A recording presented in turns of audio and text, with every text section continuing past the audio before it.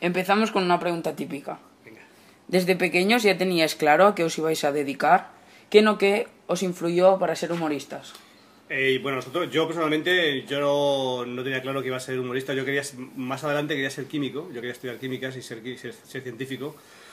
Y lo que pasa es que ya en el instituto me gustaba mucho escribir y hacer cosas de comedia y bromear y tal. Yo no actuaba en el escenario jamás, no me gustaba, pero me gustaba mucho el escribir cosas para parodias y hacía gags para los compañeros y tal. Y entonces después cuando estaba llegando a la universidad y tal, ya quise dedicarme al humor, digamos, en escenario. Y en fin, es un poco nada. Vale. Bueno, ¿qué? ¿Alguna...? ¿Quieres que contestemos las dos a la pregunta o te Sí, contestamos? Como quieras, como si quieras. tienes algo a decir. No, pues eso sí, también lo mismo que... la verdad es que no teníamos vocación de ellos, fue bien encontrarnos, en nuestro caso, ¿no? Encontrarnos como amigos y trabajar un poco, el coincidir un poco en el mismo sentido del humor, etc. Y dedicarnos profesionalmente a esto. Vale, pues vamos a por la segunda. ¿Cómo describiríais a vuestro dúo en una frase? Nosotros hacemos el humor, somos humoristas, claro, y hacemos humor realista, surrealista. Eso me gusta decir, porque es un mundo del absurdo, pero llevado a parámetros muy cercanos, muy reales. Entonces, me gusta decir que hacemos realismo, surrealismo. Que está muy bien dicho, Sí. Está perfecto. Sí. Sí, estás incómodo. Vale. ¿Cómo se formó vuestro grupo? ¿Ya teníais en mente acabar trabajando juntos? Anda, pues mira, quería haberme esperado yo para contestar a esto. Sí. Efectivamente, ¿no? Es esto, somos amigos desde la infancia. Hace muchos años, sí. Y entonces, pues, la verdad es que lo pasamos muy bien. Lo pasamos muy bien en nuestra pandilla, etc. Y un día decidimos hacer un espectáculo que nosotros llamamos espectáculo y estrenarlo en la calle. Entonces empezamos en la calle, pues pasando la gorra, etcétera, un poco. Y no se nos dio mal. Entonces, pues decidimos, oye, ¿por qué no damos un paso más, no? Y bueno, pues el espectáculo creció y entramos en locales, en bares, etcétera, hicimos televisión y luego pues en el teatro, donde estamos aquí desde hace mucho tiempo. ¿Y cómo definiríais la palabra comedia? Porque... Bueno, la comedia, te refieres hay muchas acepciones, ¿no? Porque hay comedia burguesa, digamos, comedia de situación. A mí me gusta más hablar del humor. El humor, digamos que es aunque ahora se está cuestionando con los nuevos humoristas, la nueva vanguardia, que hablan del humor sin hacer reír, en fin. Yo creo que, por el contrario, creo que el leitmotiv del humor, de la comedia, es estrictamente buscar la risa del espectador, la carcajada. O sea, digamos que se complementa, lo que tú haces se complementa con la risa del espectador, es un estímulo-respuesta. Entonces, yo definiría la comedia como un espectáculo que busca directamente que el espectador se carcaje. ¿Cómo veis el mundo del humor hoy en día en comparación con el de hace unos años? Bueno, ahora está espectacular. Ahora francamente hay una cantidad de oferta que entonces pues no existía, ¿no? Y es verdad, y además y es mucho más vamos a decir vanguardista, más si se acepta la palabra, pues mucho más modernizado, ¿no? Entonces pues nosotros asistimos a un poco una generación, la anterior a la nuestra, que la oferta pues era un poco, siendo totalmente válida, porque lo que es humor es válido. O sea, aquel que hace reír es estupendo. Pero sí es verdad que ahora pues digamos que el humor se ha sofisticado un poco, ¿no? Y ahora está estupendo, está genial. ¿Qué humorista o humoristas consideráis un referente y cuál de los que actúan actualmente os parece interesantes, sus reflexiones cómicas u os sentís más identificados? Bueno, nosotros, digamos que la gente que nos influyó, pues la gente que veíamos nosotros con la gente de pequeño, que te influye de una manera un poco etérea, tampoco es que sigas su línea, pues siempre cito eso, a Gila, a Tipicol o Monty Python. No es que les sigas a ellos, el Lelutier, no es que les sigas, pero es gente que te abre un poco los ojos para hacer humor. Entonces, insisto, sin que sean unos referentes concretos, sí que es gente que te ha ayudado a ser humorista de la manera que eres, ¿no? Es una especie que digamos que te pone en el camino. Y hoy día nuestra generación, digamos, la gente, digamos, es la generación, nosotros somos la intermedia respecto a esto que hay ahora. Ahora digamos que la preparación del humorista es enorme, o sea, hay gente, pues, hay mucha gente que pues, son licenciados, tienen un planteamiento, unas referencias culturales mucho más grandes. Entonces el espectro del humor se ha abierto y ahí yo soy un poco entomólogo del humor y me gusta ver lo que hacen en otros países. Y el humor por antonomasia se hace en el mundo anglosajón, Inglaterra, Estados Unidos. Yo creo que ahora mismo en España, en el Estado, como tú lo quieras llamar, el nivel es espectacular. O sea, es algo, yo te lo conozco, es tan bueno como el americano. Nos faltaría, si no sé si conoces algo a Louis C.K. o algo así un poco de ese estilo, pero tenemos, por decirte cosas, todos los de Muchachada de Nui, catalanes te puedo decir Alberto, David Fernández, Agustín Jiménez, yo qué sé... Hay muchísimos, es que hay... Goyo Jiménez, Dani Rovira, hay Miguel Noguera, que bueno, mallorquín, pero... O sea, hay vengamonjas, hay grupos de gente que hace cosas de muchísimo nivel, muchísimo nivel. O sea, y ahora mismo es como decía Carlos, o sea, es un nivel de vanguardia y digamos de altura que es espectacular. Muy bien. ¿En qué han cambiado los monólogos desde Gila o qué diferencias hay respecto a los que se realizan hoy? Pues la verdad es que Gila sí que fue, en este caso fue el precursor del monólogo, ¿no? O sea, porque él era el que hacía un monólogo, etcétera. Y quizá es eso, es que se ha sofisticado, se ha sofisticado. O sea, el material de Gila, podemos decir que a pesar de que hombre, pues eso, no tenía mucho vamos a decir, material, ¿no?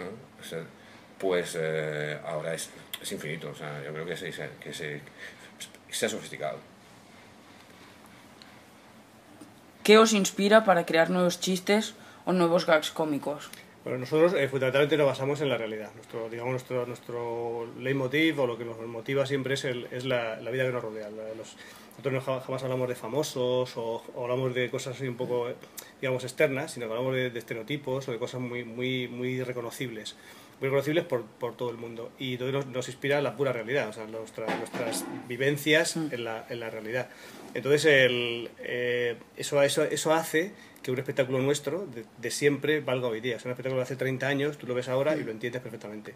Porque no te refieres a nada concreto que pasó en aquella época, sino hablas de cosas, hablas de sentimientos, emociones, vivencias, que es siempre. Sí. Entonces, digamos que en ese sentido pues nos nutre la realidad, la pura realidad. Sí. ¿Creéis que el humor y su correspondiente éxito pueden cambiar mucho de un país a otro? ¿Por qué creéis que somos uno de los países que explota más el mundo de las risas? Contesta.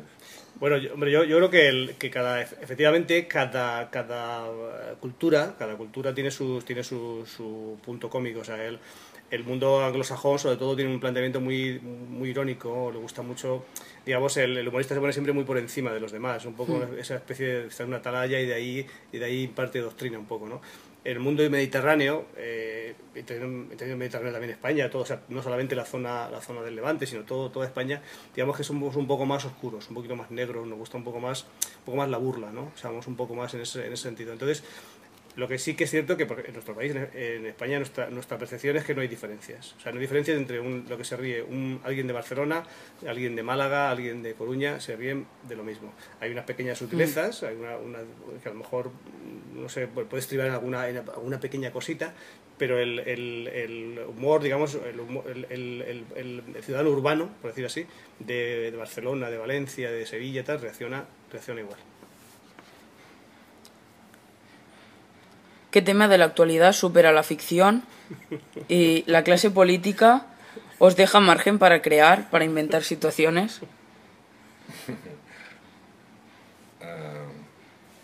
Bueno, vamos a ver, escúchame. Nosotros, ya te digo que nosotros digamos que la realidad no nos interesa. Entonces la política es algo que nos es muy ajeno y no nos interesa nada. Pero es verdad que lo que pasa en la política es de un surrealismo, de una comedia que es asombrosa. Pero claro, ha pasado tantas cosas ya que ya es irreal. Dice, ¿cómo? Otro que ahora que se están repartiendo, esos cabrones, entonces ya llega un momento que ya te dices, pero esto no tiene fin, no tiene límite. Y eso hace que nosotros jamás utilicemos la política porque nos parece sucio, nos parece humor sucio. O sea, hablar de la política, incluso, o sea, para meterte con los políticos es sucio. O sea, los políticos había que convencerles para que se prendieran fuego a sí mismos. O sea, a lo bonzo, ellos mismos decirle, convencerles, ¿no? Decirle, mira, tú eres político y deberías acabar tu vida quemándote a ti mismo. Eso de que, y dijera, pues tienes razón, mi vida es un asco y no hago más que hacer el daño, entonces voy a quemarme. Pero eso es lo que pensamos un poco de estos. Parece que los espectáculos y las películas de humor, como por ejemplo 8 apellidos vascos, Bien. mantienen el tipo y gozan de buena salud a pesar de la crisis. ¿Puede ser que la gente busque refugio en el humor en medio de las dificultades y los apuros de la vida cotidiana?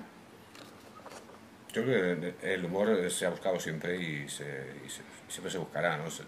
Más que refugio es una rebeldía, es la defensa, es lo que te queda. Si tú no puedes hacer nada, tienes que hacer para la rebelión tienes que ser violento. Y como pues, no quieres que te metan en la cárcel, pues entonces el método de defensa es siempre sea el humor.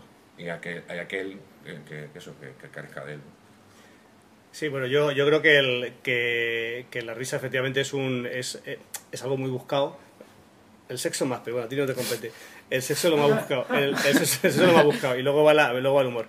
Y es cierto que en épocas así duras, pues el humor es un poco algo que está ahí que te ayuda un poco, porque bueno, al fin y al cabo el humor, sabes que segrega una cantidad de hormonas, de endorfinas y serotonina y tal, que eso es muy bueno. Entonces, como son muy buenos, pues en épocas duras pues es mejor que se segregue eso que se segregue inquina, ¿no? Y cosas desagradables. ¿Qué habéis hecho antes? ¿Leeros una obra de Kierkegaard o superar el trauma del cordero? Bueno, yo en este caso, yo leí antes a Kierkegaard porque lo leí desde la carrera, tal, bueno, lo leí, punto. Y luego el cordero tengo que superarlo, que es el que no lo tiene claro yo. No, eso evidentemente fue antes Kierkegaard, mucho antes que la... Porque, ¿tú recuerdas la película El silencio de los corderos? Sí. Sí, bueno, pues un poco quisimos hacer un juego humorístico con aquella película, ¿no? O sea, y sí, fue... ¿Y lo ha superado ya o no lo ha superado? ¿Lo ha superado o no? No lo ha superado todavía, no ha superado el cordero. O sea, ahí cordero pide cordero, o sea, no lo supera. Come verduras, ¿no? No puede, él quiere comer. Cordero. Y por más que haya escalivada, él se pide cordero siempre, sí. ¿Cuál ha sido la mejor experiencia que habéis vivido en un escenario o algún hecho curioso? Hechos curiosos muchísimos, sobre todo cuando empezábamos. Bueno, porque sabes que en España el humorista es un perdón por la palabra, es un mierda. O sea, el humorista es un menda que eso lo hago yo. O sea, eso lo hago yo. Luego tienes cierto nivel, ya la gente te respeta un poco, pero al principio es lamentable. Entonces te pasan cosas muy desagradables, cosas de que... Pero nos ha pasado cosas, por ejemplo, actuar para 5 personas en un teatro grandote, 5 personas. Y además uno en un piso, otro arriba, otro tal. Entonces decía el gerente, ¿por qué no, ya que bajen todos abajo y así estáis más arropados? Dice Carlos, no, una nariz, han pagado arriba, que se queden arriba, no te jodes. Entonces ha pasado una cosa muy divertida también, creo yo, actuar en un local en Madrid para 2 personas, una pareja que estaban morreándose, besándose durante toda una función corta, eso sí, menos mal, 15 minutos, pero besándose raca, o sea, sin hacernos ni puto caso, y luego acabar la función, acabar de actuar y dejarse de besar y aplaudirnos y te digo, míralo. Así se ha pasado. Bueno, cosas así de cuando... Pues cosas muy... Sí, cosas muy curiosas, ¿no? Pues sí, simpáticas. Y había una segunda parte de la pregunta, me parece, había que el Sí, no, algún hecho curioso o cuál ha sido la mejor experiencia. La mejor experiencia, eso es. Pues nosotros afortunadamente llega un momento en que ya nos empezó a ir muy bien y la gente responde muy bien. Yo creo que la mejor experiencia que tenemos siempre es el último día. O sea, el último día, ayer, por ejemplo, la función que hicimos ahí fue muy divertida y tal. Yo me quedo siempre con la última función. Sí, siempre, porque me parece muy positivo, ¿no? Es decir, todavía estás como en activo, ¿no? Que dices, joder, yo me acuerdo un día que actuábamos en Córdoba y tal. No, ayer, es punto, sí. Y para finalizar, ¿qué consejo daríais a los españoles que se ven perjudicados por la crisis?